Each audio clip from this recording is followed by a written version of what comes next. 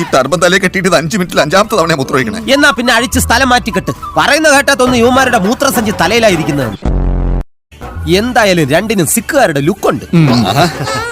എന്റെ പൊന്നു ദൈവമേ, ലോകത്ത് ഒരു സിക്കുകാരന് ഇത്രയും ഓഞ്ഞ ലുക്ക് കൊടുക്കരുതേ. നല്ല പച്ച മലയാളം പോലെ പഞ്ചാബി പറഞ്ഞാൽ മതി. അയ്യോ, പച്ച മലയാളം പോലെ പഞ്ചാബി പറയാൻ പറ്റില്ല. സത്യമായിട്ട് എനിക്കറിയില്ല. ധനനഷ്ടം, മാനഹാനി, ബന്ധുജനങ്ങളുടെ അപ്രീതി, ഉദരരോഗം, മൂലക്കുരു, രക്താർബുദം എന്നീ വ്യാധികൾക്ക് സാധ്യത. ഇതിനേക്കാളും ഇവർ മരിക്കുമെന്ന് എഴുതിയാ പോരാ.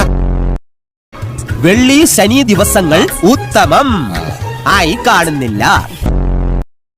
ശനി കൊണ്ടേ പോവും. ആര് കൊള്ളും? ഞാൻ തന്നെ കൊള്ളും.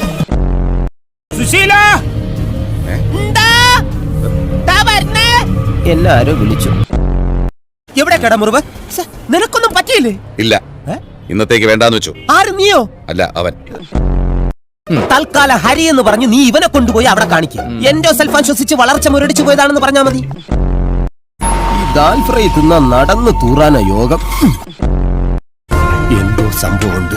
എനിക്കിനി തൂറാനുള്ള സമയം കിട്ടുമോ എന്തോ.